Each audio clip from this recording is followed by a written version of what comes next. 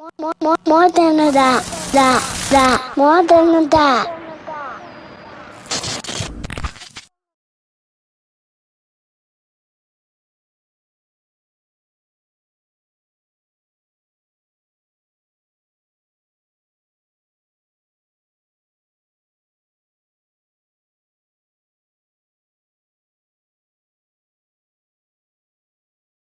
Join the More Than a Dad family by following us on Instagram, subscribing to our YouTube channel.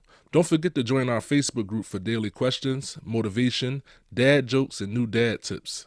If you enjoy our podcast, please leave us a review on Apple Podcasts and Spotify. Be sure to like, comment, and share our content with other parents. Last but not least, make sure you check out our new merch. The link is in the bio of our Instagram as well as the description of this YouTube video. We are truly grateful and thanks for supporting More Than a Dad.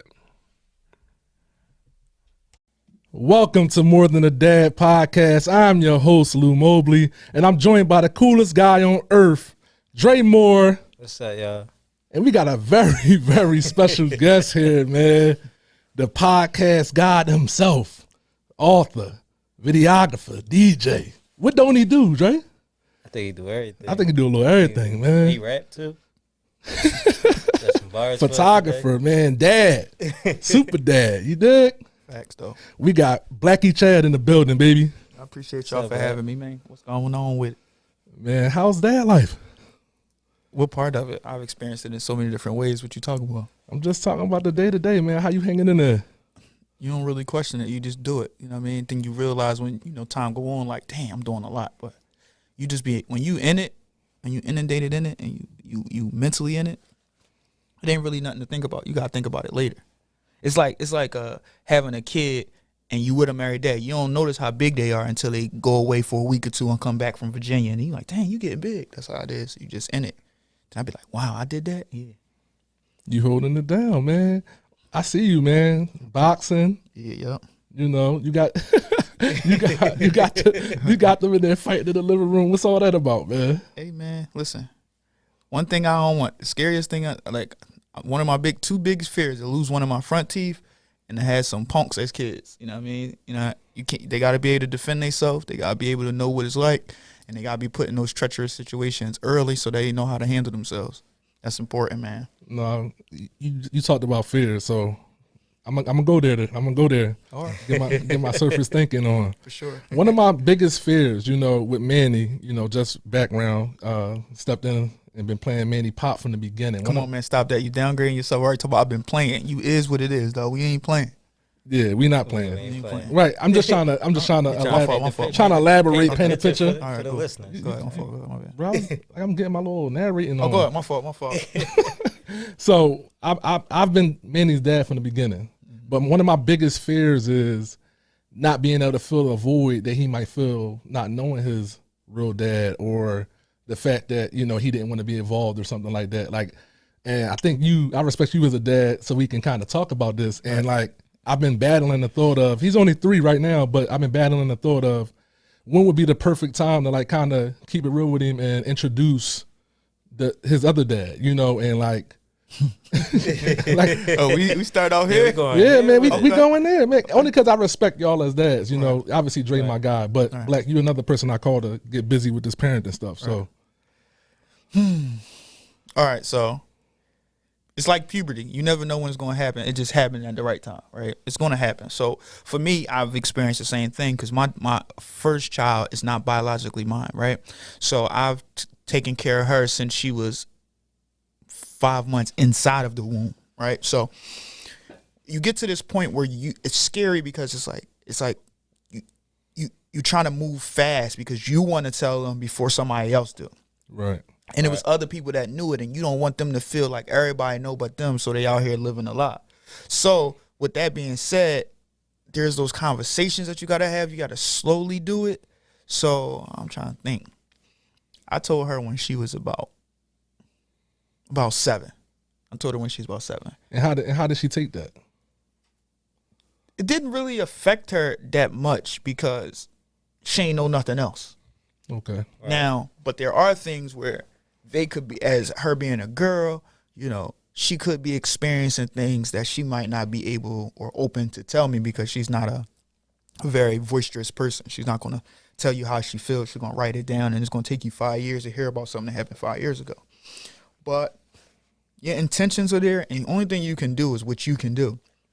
You can't overcompensate for something that doesn't exist. If there is an issue or you feel like it's an issue, yeah, therapy is always an option, and all these things is an option. But I let her know, like, listen, I'm your father because I was your father first, not because I had 3 other children with your mom. Right? So I don't want you to feel like, oh, I'm just your dad because I'm their dad. I was your dad first before they were actually, maybe some of them were mistakes or not supposed to be here, to be honest, but you here, and I wouldn't trade you for the world, right? So it's just about being honest and not hiding behind it. And I think it'll be a little bit different with a boy, right?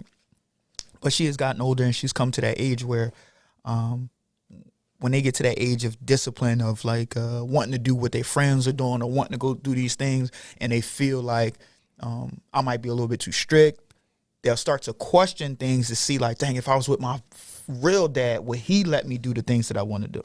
Right. But you're not really raising them for right now. You raising them to be better men and better women in the world. So you might not get the vindication that you deserve, but when they get older, they're going to come back and realize it might be when you old, it might be when they had 8 kids and they experience it, but they're going to thank you later on, but you're doing it because you want to do it, not just for them. So when you're doing it for yourself and it's an internal intention, all that other stuff don't matter, because I did it because I wanted to do it, and I don't regret it at all. Yeah, that's a fact. I feel like you did it right, because like my parents did it wrong. Okay. So like similar situation. Like my mom wasn't in my life like growing up. I always had a mom though. Like my dad had my mom, but had my stepmom, which is technically like my mom, because she was there my whole life. So like I lived my whole life not knowing this. You know what I'm saying? Until I was about 15, and I was trying to get working papers to get a job. And I needed my birth certificate. And they had never, like, said nothing. So, like, I was on my dad for, like, days about it. And, like, probably weeks. And he just was, like, kicking me off. Like, I'm not, like he wasn't going to give it to me. And so, like, my pop used to just, like, drink a lot. So, like, he'd be drunk a lot all the time. So, like, one day I guess he just got tired of me asking. So I just was like, yo, like, I'm really like trying to get a job. Like, why you playing me? Like, I need my birth certificate. And he just like kind of just blurted out like, yo, your mom ain't your mom.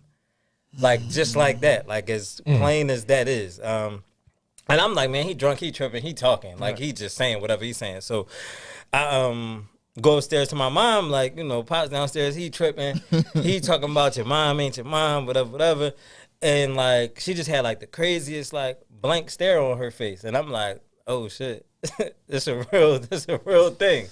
Yeah. Like, it's like a real, like, y'all ain't playing. Like, this, like, y'all serious? And it definitely affected me, because it was like, y'all been lying to me this whole time. Then, like, I started to play stuff back in my head, like, times, like my nephew had told me, like, he like, yo, because we like the same age. He like, yo, you know you, like, adopted?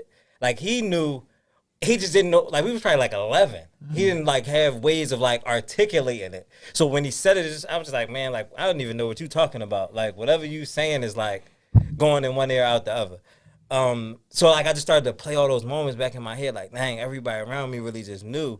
And like y'all just didn't say nothing. So it was like, yo, y'all lied to me. Now it's like I don't even want to listen to nothing y'all even saying. It was just like all this rebellion, like, man, I'm not going to school. I'm going to cut school. I'm just going to do whatever I want to do, because the people who's supposed to be telling me right and staring me right and do, like, y'all just was capping the whole time. Like, it's a crazy dynamic. So when do the reward happen where you say, wow, you not my mom, you've been lying, but you've been holding me down since I was a kid? Like, when do you get the reshift? Some time. It probably took me like a couple years to actually like, we actually had a conversation about it not too long ago. She just was like, she kind of felt like I looked at her like differently. And I didn't really look at her, the person, differently, because I probably respect her more than any of my parents combined, because like you didn't have to and you did it. But it took me a while to like refocus back in. Like I was so young, like I didn't even understand it. I just was like, man, y'all just some liars. But like as an adult, like even before I was an adult, like I think I probably always respected her the most. And people always say like they feel like I hold my mom on like a different pedestal than like even I held my dad at certain points just because like I just know like you didn't like what you did for me was like totally out the genuineness of your heart. Like didn't come from any other place besides like that genuine feeling because you don't have to. You can have like 200 people at your birthday party, and you're gonna think about those 2 people that didn't come. You're gonna think about the people that aren't there. So that's a normal thing for my daughter, probably. I'm just assuming, to think about all of the things that she don't know, because sometimes as people, we always want to do better. So there is an idea of the grass may be greener, or why not me, or why not, why didn't he pick me, or why isn't he in my life? So no matter how good I am, sometimes I feel like I'll never be, enough for her until she get an idea of who he is. Right. Drake, Go ahead. But then it's so scary. The scary part about that is we design structure in my household. Turn your phone in at a certain time, no social media until, we feel as though that you're ready for it, because you can't unsee what you saw, and the things that you're not supposed to see. And most stuff that you have on there is unsolicited stuff that you don't even really ask for. So we have the rules that, her friends might not have, or she can, justify it because everybody else is doing it. So in her mind, when she's not getting what she wants, of course you're going to try to go to somewhere else to get those outlets. So that's what I think about. That's the only thing that scares me about implementing him back into her life, because at that point you're trying to like competing. It's not competing, but you're trying to do everything. Oh, here's ice cream. Oh, let's go get on a roller coaster. Oh, let's do this. Let's do all of the things to make her happy. Impress her, right? Great word. Right. To impress her, but that's not helping her. And a kid is going to want to go anywhere where they can have fun and they don't have that responsibility. Right. So I think that this is a scary time for me, because she's trying to find herself. She just passed puberty. She's going through all of those things. So she's trying to find herself. And, when you get to an age 13, my daughter 13, you start to think you know everything. So that's the only thing that I'm scared about. But I think that we, like you said, I think we did do the best thing. Y'all did it the right way. And I think that was my parent.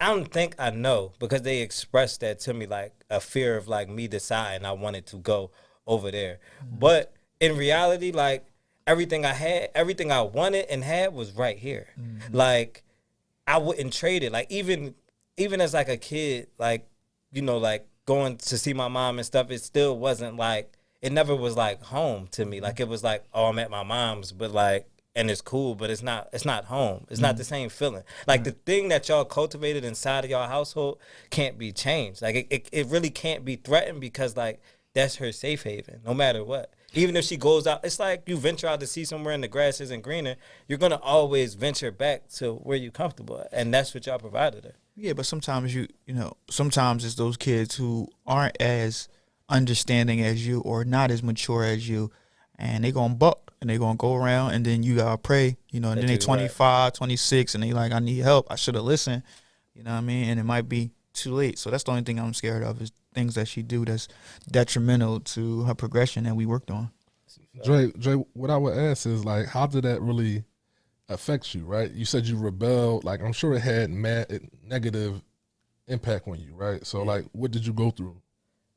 I mean, like I said, like I started cutting school, smoking a lot, doing a bunch of stuff. Like I probably could be like so much further in life as far as like school and just focus and stuff, because like I did get good grades and stuff at one point. I did do a lot of, the right things. It's just once y'all drop the bomb on me, then I'm going to do whatever I want to do now.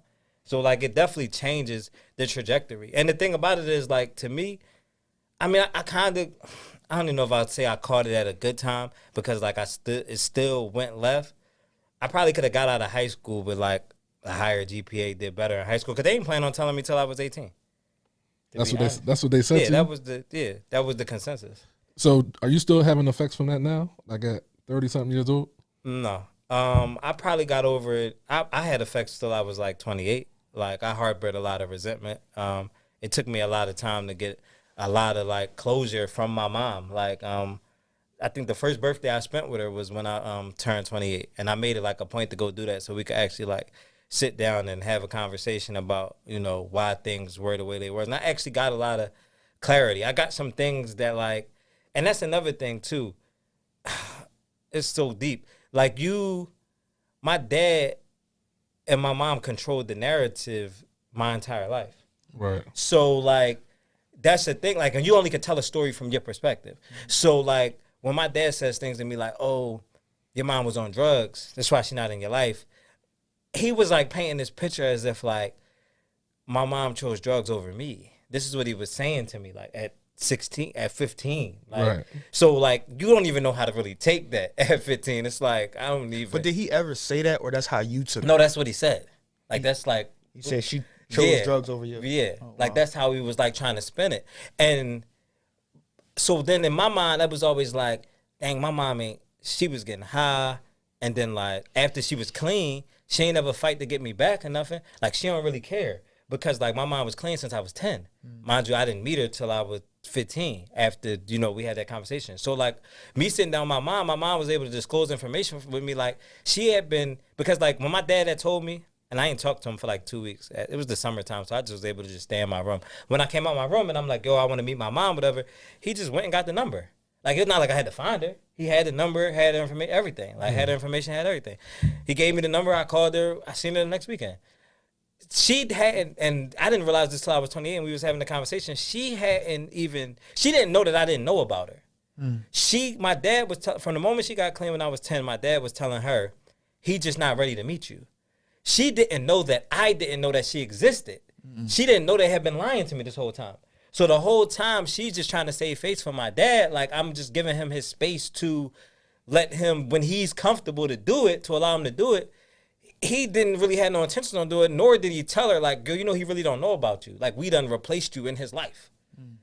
Like he didn't tell her that either. So the whole time I was just harboring ill will for her. Like she just had me out here in the world and didn't care.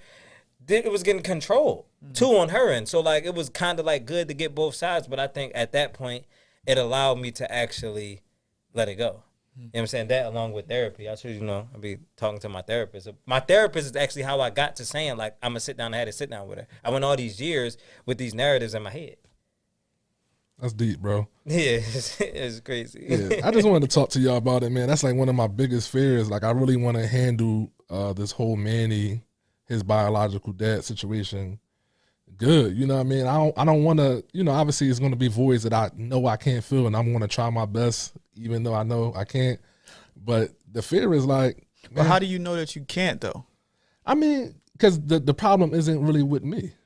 Like that's how I look at it. Like if there is a problem, because it may not be a problem, right? Just hypothetically, if he feels like unwanted by somebody, but I want him. He know I want him. I'm here. Right. So that might be something I can't feel, Sure. and it's scary to me because I love him like that. You know what I mean? But there's also an opposite side. I got a homie who's not mad at his dad at all. He's not mad at him. He said, I'm not mad at you because I had a stepdad that filled the spot and I never needed you. So I never even had a chance to even be mad at you because I never missed nothing. That's deep. So nice to meet you. All right, good to see you. I see you when I see you, but it ain't that deep to me. So there is so many different perspectives that you can have, but the fear always makes us go to the negative part. Like he's going to feel like he's unwanted by somebody, and he's always going to want to know why this person didn't want him or want to be around him or what's the story, where that also could be furthest from the truth. It could be, okay, Dad, what we doing today? Is we going to go get something to eat? All right, whatever. You know what I'm saying? So I think you just need to have a little bit more of a balanced idea or a balanced thought of outcome of what could possibly happen. Definitely. So I personally just like maybe I'm a little anxious, or maybe this is like it's like so important to me. Like it gotta get handled properly. That's you know what I'm saying. Like that's really kids are resilient. Like they way more resilient than like you give them credit for. Like I caught it at like a teenager, so like I was able to like just act out. But like Black daughter is young, she could act out now, but she got it at such a young age where it's like the damage isn't as bad because it's only gonna get worse. Like it's like the knot in your chest; it don't go nowhere. Like it's only going. Man, listen, I could tell you this, man. For you to go through that situation, man, I hate it for you because I was there too. The insecurities that are built in me as a grown man, I don't care how I look, I don't care about any of those things. But you play with my daughter and say some things about my daughter that I know is true, it's gonna kill me. It's gonna kill me. I'll be ready to kill somebody because of just how serious it is. I feel like my daughter deserves to look like me because she deserves to be that part. And I always think about those things. Like when I'm hugging her and I'm laying with her and we watching TV, how does she feel? Does she feel that north and south magnet, or does she feel south magnet? You know what I'm saying? You know, she don't really have no choice but to not accept me in that way right now because out of respect. But how does she really feel? I mean, I remember this one time. It's these constant reminders until I addressed it that forced me to address it, right? So I'm sitting out on the steps. I think I told you the story before. I'm sitting out on the steps with my man James. Shout out to James. And we sit on the steps. We probably closest me and Dre. And he's about your complexion. So my daughter running outside on the sidewalk. We sitting on the steps. She fall. She start crying. She scraped her knee. So some little boy that was a little bit older than her, she probably was like 2 at the time, he picks her up. And he's like, oh, I'm going to take you to your dad. And he picks her up and he give her to James. Oh, my God. And I'm sitting there and I knew what it meant because I was so insecure about it. I knew what it meant. So when he picked her up, he looked at me like, I was like, come here, girl.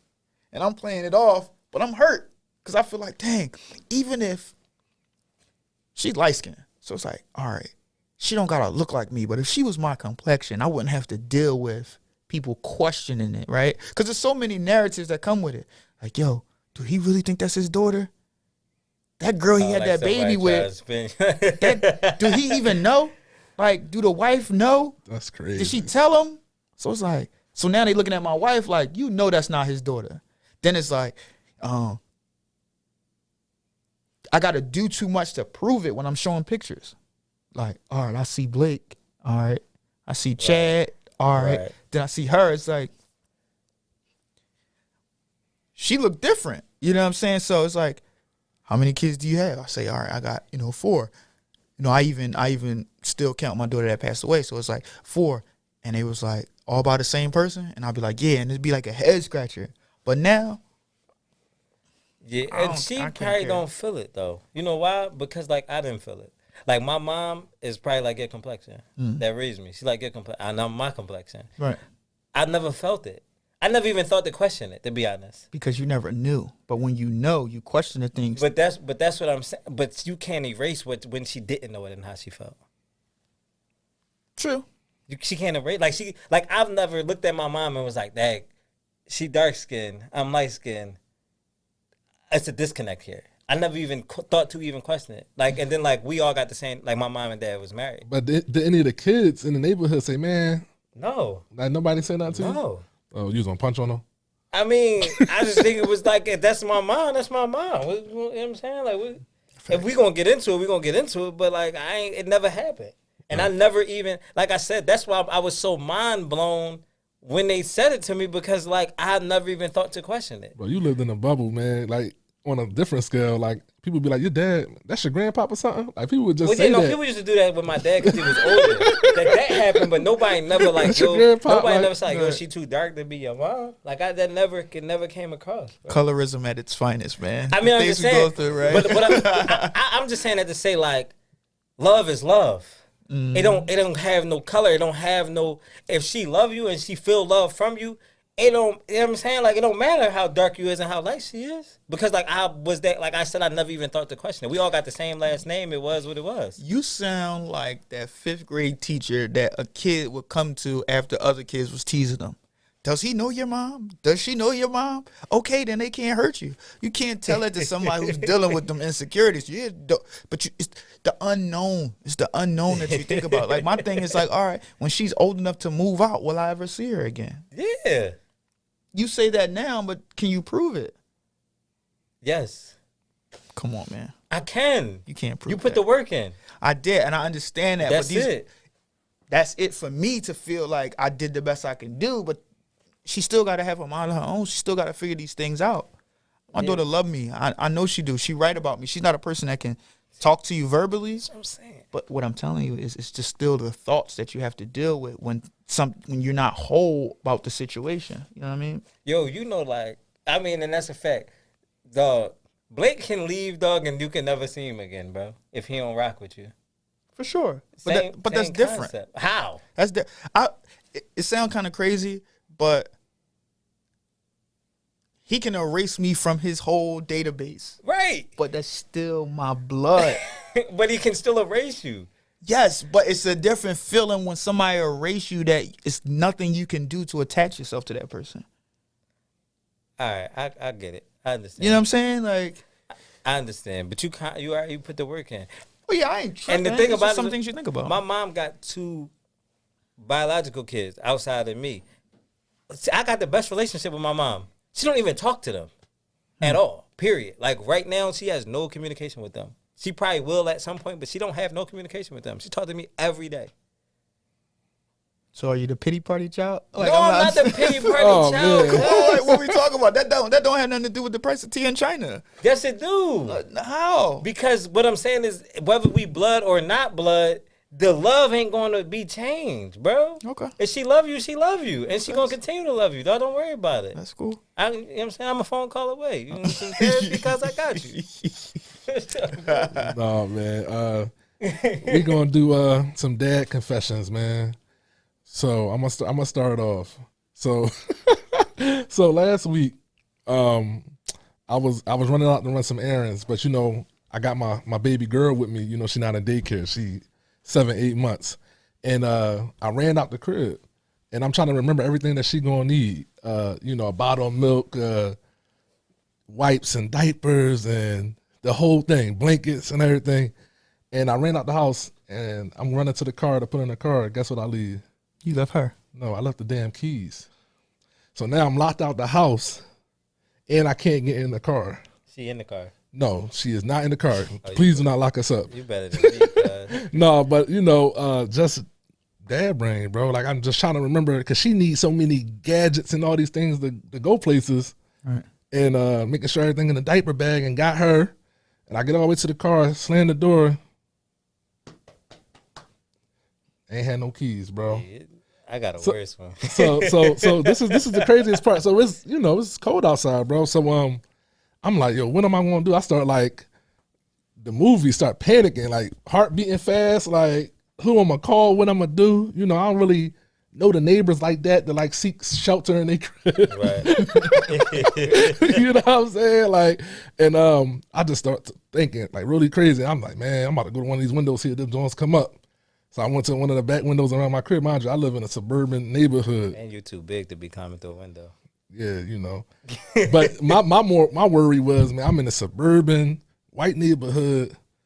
You know, just I'm about to be the black guy with the more than a dad black hoodie on, black sweats, black Timbs, climbing through the window, like, and somebody going whoop whoop, like it's gonna be over for me. You know how it's going out here for us. Right. You know what I'm saying? So I mean, I get to the window too high. I ain't got the bunnies to get in the window. Window went up though. I went back, run down the driveway, and I'm thinking in my head like, how long I'm gonna have her sitting in the driveway.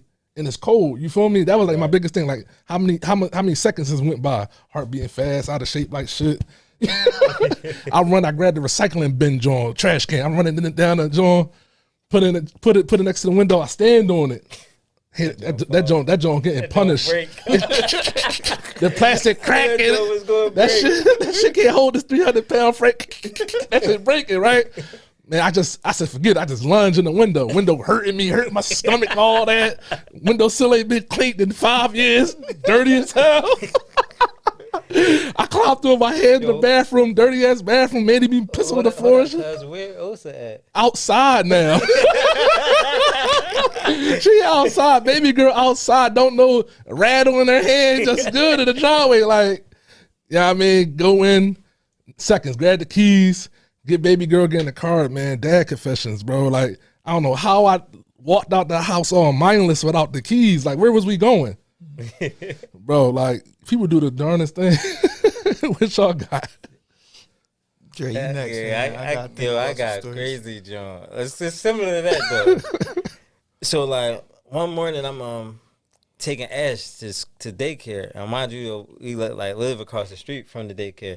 But so normally we just walk across the street. So, but I come out and like my car got a flat tire. So I'm like, oh, it's flat. I'm going to just drive up the street to 7-Eleven and then I'm gonna bring him back taking the daycare. So we get in the car, ride up the block to 7-Eleven. I get out the car to put the air in the tire. Don't ask me about Cadillacs and why they do things like this, because I don't know no cars in the world that's like this. They got lock buttons in the back. No cars got lock. You can't hit the power lock in the back of the car. So I'm out the car running, keys in the car, of course. I'm just hopping out to put some air in this tire. Phone plugged up on the charger in the car, everything in the car. Get out the car, I'm putting the air in the tire. I just hear, and I'm like, I know he didn't just hit the lock to the door. Get up, to hit the handle, all the doors locked. So now he's just in the car running. He just moving around in the car. I'm trying to get him to unlock the door. So I'm like, hit the up, because like the lock button is it's not like two separate buttons. It's just like you tilt it to the bottom, the lock, tilt it to the top, the unlock. So like I'm like, hit the button, and he's pressing it, but he's only pressing it at the bottom. He's not getting it unlocked. Oh my God. But now I don't have my phone. I can't call nobody. I can't get in the car. Nothing. We just out here. So I go in a 7-Eleven, and I'm like, yo, can I use your phone? You know, I locked my kid in the car, whatever. So they wouldn't let me use the phone, dog. So we just out here. Boy was acting funny, wouldn't let me use the phone. Ass just pressing it down. He keep locking it back. He won't unlock it. And I happen to see a cop coming. This is the benefits of being light skinned, y'all. You just ask cops stuff. Listen, I'm keeping it a buck. Colorism at its finest. This a fact, though. You listen, it's a fact, cuz.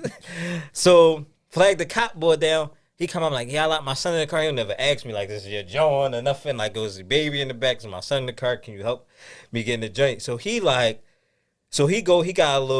the wrong like lockout kit. It's like not working. You know what I'm saying? So like he trying to get it open, but he can't get it open. So he like, yeah, my partner, he got the better lockout, John, but he in court today. So I got to wait for him to get out of court. Mind you, like now it's like, how long my man going to be stuck in his car that's running, and he not even strapped in no more, because he could like unstrap himself out the seat. So now he just moving around. So like he could just pretty much climb up to the front if he want. Like the car is running, it's on.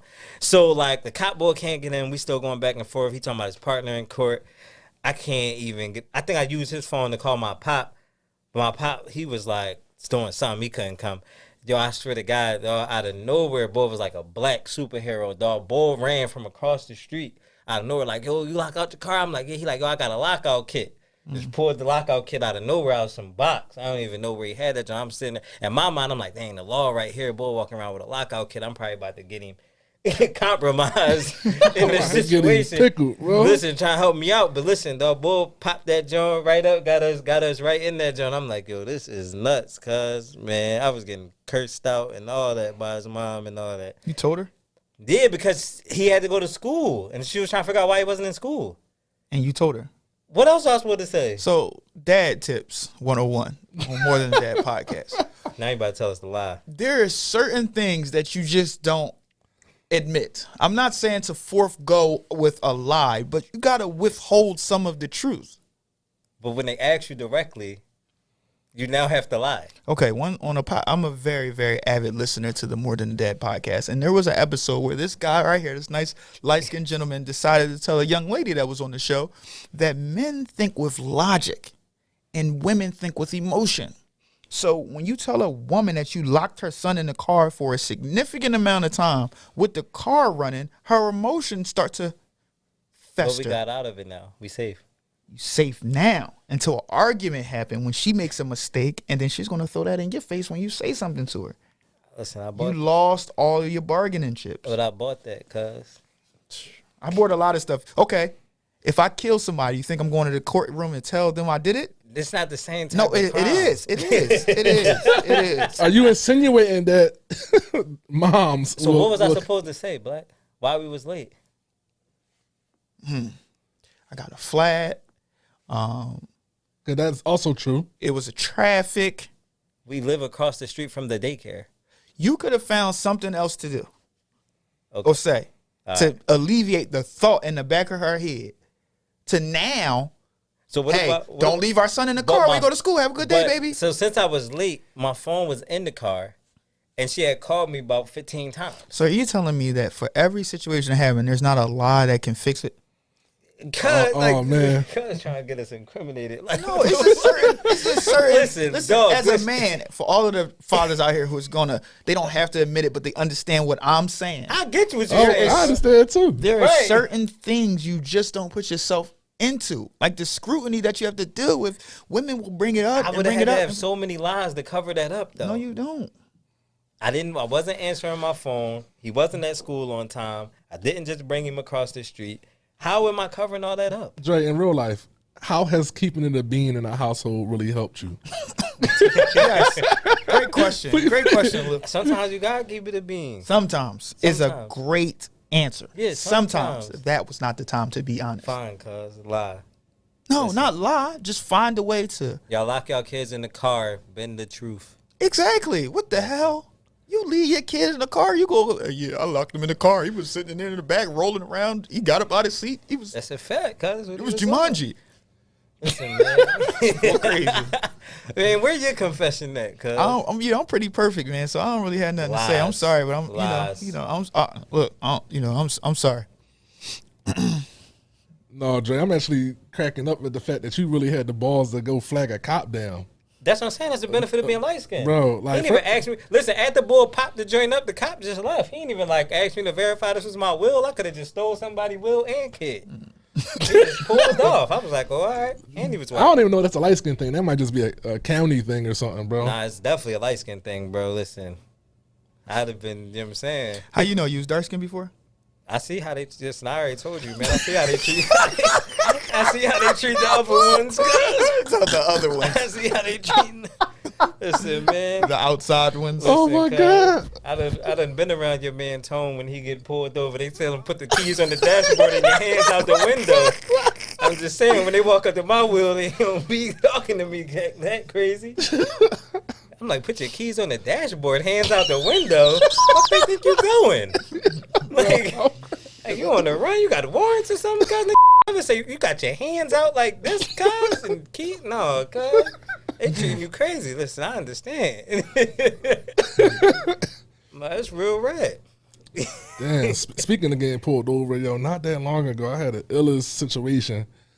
We in my neighborhood. Like, we like a block or a stop sign from my crib.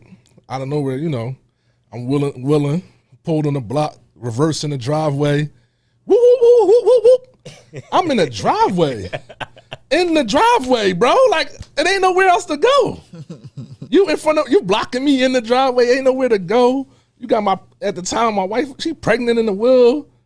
She like, you about to make her go into labor or something, man. Like, he pop out like, yeah, you know, my bad, we got the wrong tag number. I'm like, bro, you didn't almost get short your heart attack. You about to have something happen to my baby and everything, bro. Like, bro, it'd be ill, bro. It'd be ill situations, bro. Different, dog. Bro, it'd be like my real person be like, man, this shit just be wanting to be disobedient and crazy, and then like the person I was trained to be is like, okay, that's okay, yes sir.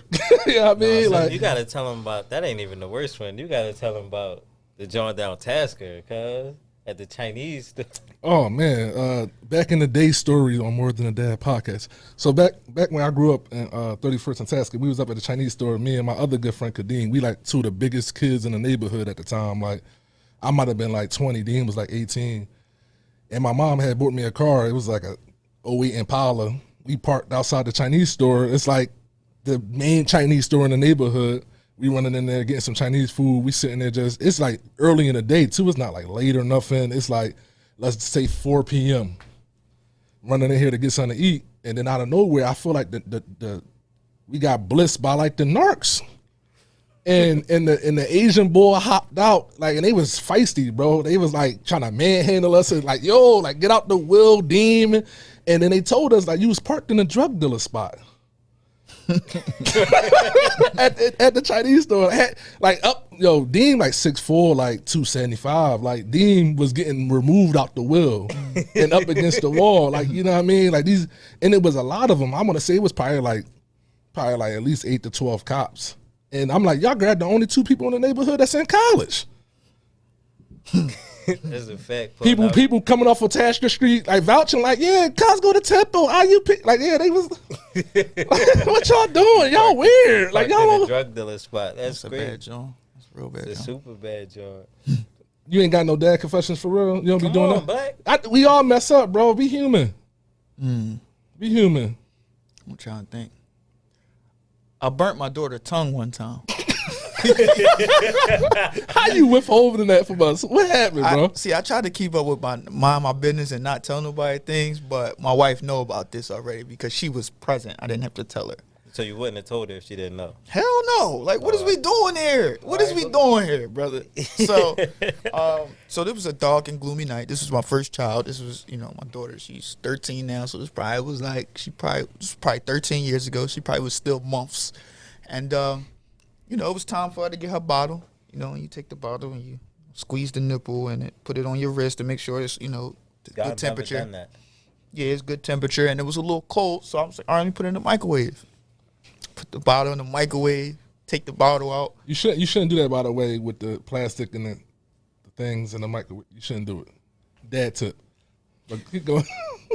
You shouldn't leave your keys in the house and your daughter outside when you climb through a window you can't fit in. All right, what we doing here? No, I just don't want. all right. I don't want dads cuz. microwaving the bottles. That's Yeah, all. but I let you say your story. I ain't ridicule that is- you. My- Like, my bad, my these bad. are confessions. We ain't, this is. So, took, squeezed it on my wrist and was like, all right, it's cool. It's warm. Bang. Go right up to her. Put it right in her mouth. She sound like a banshee. I'm like, yo, what's wrong? I touched the mic. The nipple was still hot. It was way hotter than the joint. Her tongue was. Her tongue had like a keloid on it. It was a bad joint, man. She was screaming so loud that she took this long space bar where she had to re-catch her breath because she breathed on the opposite time of her actual timing of her breath. So it was Oh my. like, it was crazy. Hey, Like, yo, I was scared as hell. But I ain't never leave my kid in no car or like leave my kid in the driveway with the rocks in the freezing cold frigid weather to go in the house to stand on the crazy. blue. No, we ain't here to do that. I was just saying I gotta get some new dad tips out here. Yeah, we just I ain't never do that. My mom was grinding me up one day about that when she was like, yo, you don't like check the bottle on the inside part of your arm? I'm like, no, I just heat it up and put it in his mouth. Pause. But yeah, that's it. It's never a pause when it's kids, man. Kids are off limits, man. All right, cuz. That gotta be paused, though. when you say heat it up and put it in his mouth. Like, you gotta pause it, cuz. We play this game called Documented Quality Time here on More Than a Dad podcast, man. It's kind of like a this or that. And we're going to ask you some questions. Dre going to start him off. Cool. So what you prefer with your son, basketball or boxing? Boxing. Why? Boxing is so much more sensei versus student. It's so collaborative, emotional thing for me. Even when I'm working with my son, it's like just boxing because it's so individual when he get in that ring by himself. It's really imagery of what fatherhood is. Right. I'm teaching him how to do something and we working on it, but he takes that and he goes to the ring and he does it. Okay. You know what I mean, it's like those sentimental stories. If you don't mind, I got a story for y'all. Yeah, All right. listen. So, and I'm real emotional when it comes to my kids, right? So my son is afraid of heights. Sorry, Chad, for saying you're afraid of heights. So my son, Chad, my middle son, is afraid of heights. He don't like heights. He don't get down with them. He get heights. He starts sweating, knees shaking. It's a bad jump, right? So we taking him to swim classes because we want him to do things different than what we'd had growing up. So we go to swim class, and all the kids are getting onto the diving board, and the teacher is catching them. He goes to the side of the thing, and he's like, you can catch me over here. So he's sitting on the ledge, and he's jumping in. So he does it again. So all the other kids, he's jumping, he still won't do it. So we ride, and I said, son, one day you're going to have to face this fear. You're going to have to face this fear. You're going to have to do it.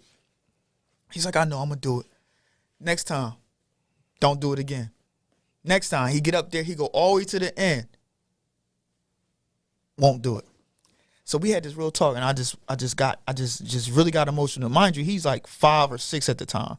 And I said, son, in life, it's going to be things you don't want to do. And I gave him that dad pep talk, like the first one I could give him for him. So we go, I'm sitting down, I'm watching him. And to this day, I'm like not even convinced that he going to even jump. He just going to not jump. So this day, he jumped up to the diving board. He get on the diving board. And the teacher is like, all right, I'm going to catch you. He said, no, move out the way. So he told the teacher, move out the way. So the teacher's like, okay. So the teacher moved like a little bit up. He jumping on the diving board. He jumps over the teacher.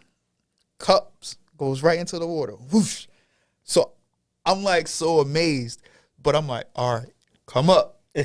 So he down and he come up. He get out of the water.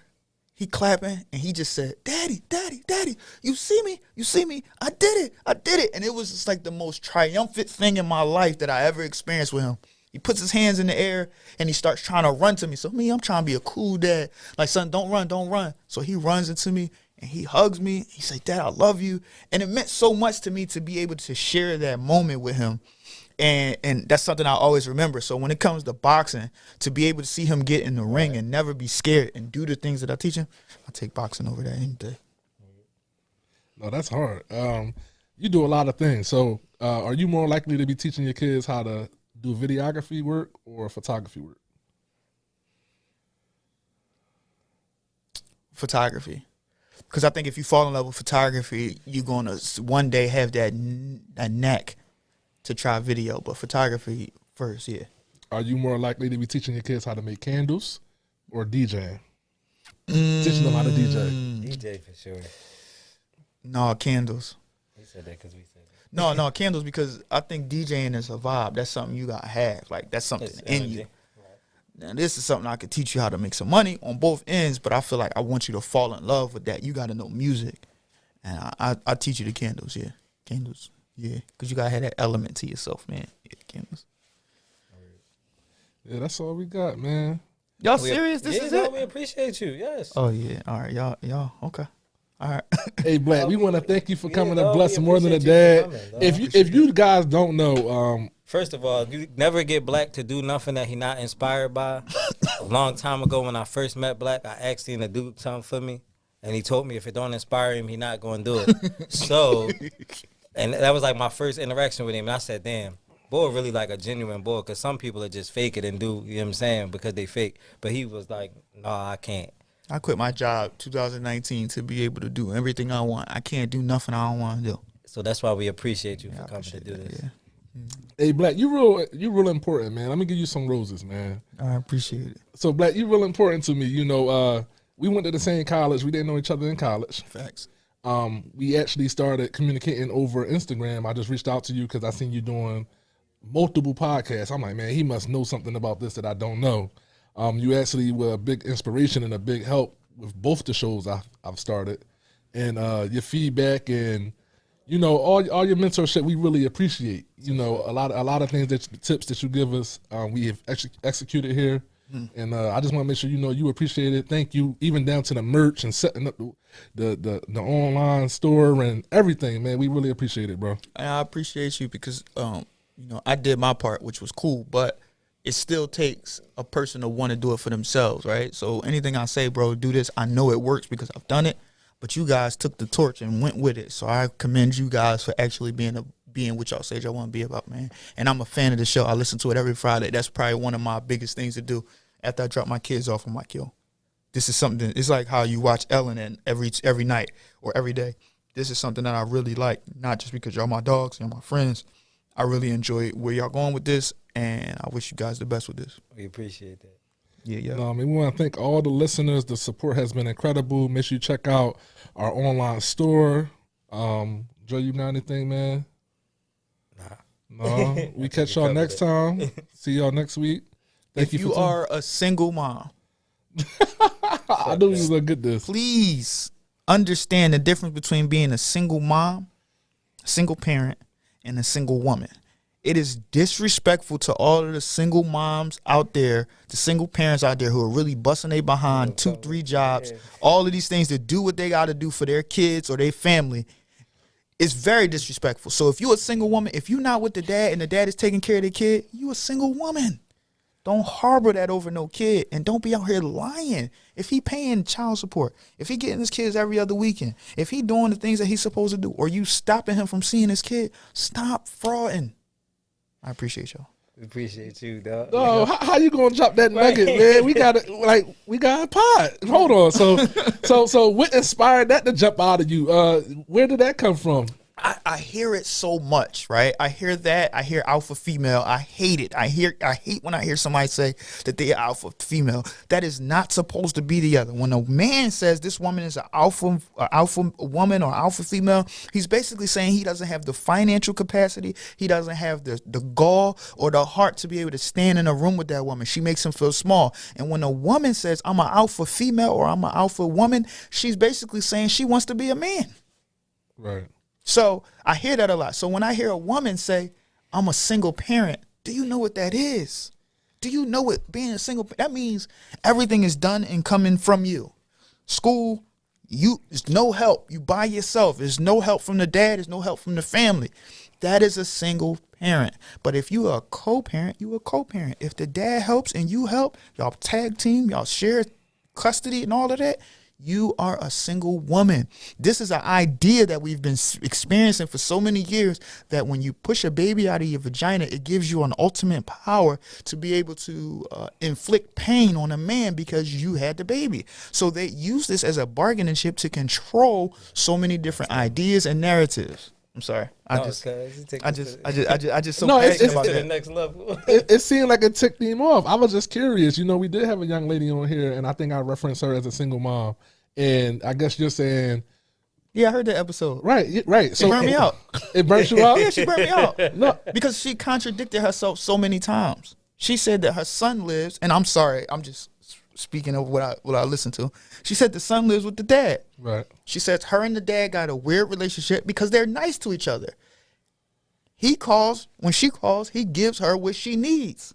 Where in that dictates a single parent. And what made me realize that is when she said, when I came to Manny's birthday party, I realized I was there by myself with the kids. That's the issue. When you're alone, you try to put a kid with you. He got a room. Let him go to his bunk bed, and you sleep in your own room. Stop clustering those things together. It's not the same. Because there are real moms out here, shout out to them, who had no other choice. And any single parent who's a real single parent will tell you they don't want it that way. It is what it is. They ain't got no choice. And for all of the clown dudes out there, what you got to understand, what you don't do still has to be done. So if you're not going to do it, it has to be done. So that's either going to put more pressure on her, or that's going to make more pressure on the kid. And the obligation of you is to take care of your responsibilities. That's it. That's all. I'm sorry. I just More than a dad. Dad. facts, man. More than a dad. Facts. I'm sorry. And I ain't trying to come at nobody or nothing, but I just think that mindset that we have, man, the best thing that we could do in this world is change our mentality. If your mentality is changed, it changes everything. Everything. Yeah, I think it is a bad narrative. You know, I think we see a woman with a kid and we say, oh, single mom, right? But like you said, if dad is contributing financially or emotionally, or he has some type of form of custody, or you know, takes care of his kid in another way, he's contributing, right? It may not be always 50-50 or this ideal cookie cutter situation. He's contributing. He's being the other parent. And like you said, women have kids sometimes, and it's like they have more ownership of the baby than you, right? Because they carried the baby. It's like very touchy subject. But it's a narrative. You know what I mean? It's just a narrative. Like, you know, as a dad, you have equal, you know, you there. But you know where it started from, though? Where did it start from? The white man. I'm sorry, we don't need to talk about this more than the dad. I'm sorry, to your people. But it's been started for so many years. It's systemically been something that has been happening forever. What do?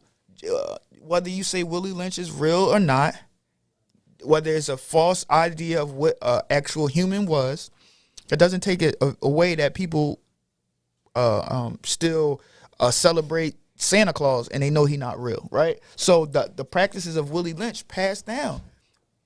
Take the man away from the woman, and the woman will eat out of your hand, or the white man. So who's the white man? The government. She'll kick you. He keep pointing You at the you. one that can talk to the cop to get him to help you get your baby out the car.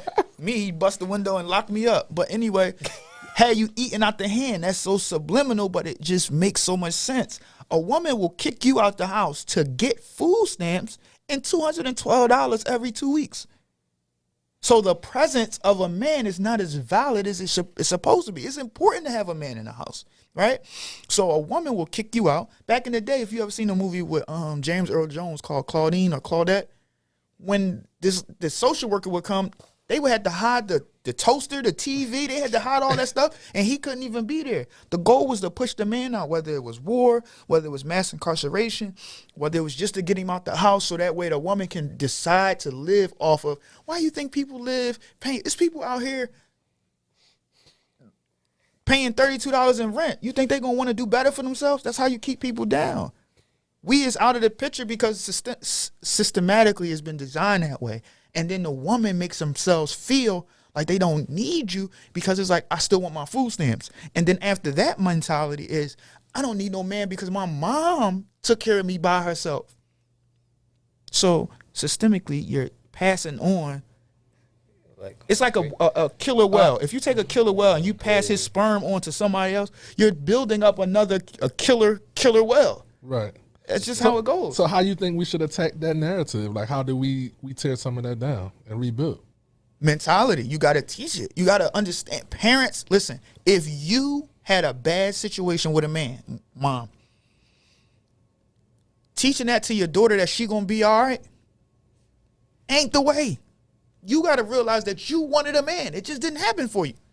Now it's time for you to be a good grandma and pass on great knowledge to your kid and stop being so resentful, stop being jealous of your kids, stop trying to pass on bad ideas that really didn't work. You unhappy, and then you alone, and then you hold your kid hostage because you got to understand this. When your kid turn 18, they have the right to move forward. When you have a kid, your job is to raise them up and understand that they're going to move. Stop holding them hostage and giving them bad information. Some people got to stand up and say what's right is right and what's wrong is wrong. And that's knowledge from Blacky Chad, yo. Yeah, yep. That's why we got you here. Oh yeah, thought y'all was kicking me out. I just had to make my presence felt a little bit. No, your presence is felt, bro. You're invited here intentionally, bro. Not by accident. You could come back too. All right, cool. I'll be back. All right. I just I'm pretty sure they're gonna like this one. They'll definitely ask for you to come back. Oh yeah, I just wanted to give y'all some quotables so y'all got something to repost. Not to say that the podcast ain't going to radio. All right, bro. I'm just saying. Go home, right? Yeah. Black, we want to thank you for coming on. And if you don't like her, oh my God, if you don't like her, don't gas her up. And every man out here, the problem with men, because I'm gonna be fair, I don't want it to just be about women. Give these women a choice. You'd be surprised how many girls you can get by just being honest. Right? That seems like a contradiction to what I said earlier with him, but it's not. Be honest. Look, shorty, I just want to hit. Okay, give her the option to say yes or no. Statistics say your window's going to get busted out. You're going to get exploited. She going to tell everybody about you because you didn't give her a choice to say if she was interested in that, yes or no. Yes or no or maybe. You just say, oh, yeah, I ain't got no girl. I'm just loving you. She find out you got a girl, she gonna make your life a living hell. And don't have a baby by her. Have a baby by me, baby, be a millionaire. That's cap. Have a baby by me, and I'm gonna make your life a living hell. That's how it go. So please understand, pay attention to the red flags and learn how to date. If you know how to date, you know how to ask the right questions, you know how to check things, you will be less likely to deal with a baby mom that you hate. Did you check her house? Dog. Did you go to a family cookout? Did you check her cabinets? Did you see if she got roaches and bed bugs? How does she take care of her kids? Where do she sleep? Take the blanket off the bed. What's under there? Is it apple juice? Is it steak? Is it bed bug bites? You got to do your research. Stop going by the gram because guess what? People will go to a hotel and take 50,000 pictures and act like it's their house. Come on, man. More Than a Dad podcast, man. That's what we doing, man. All right, we out, man. We out. We see you next time. Yeah. All right, Black, man. We want to thank y'all for listening and tuning in to More Than a Dad podcast. Because Black gonna start talking. No, you're not. It's over, man. Yeah, thank y'all for listening. Hit the button, dog. Until next time.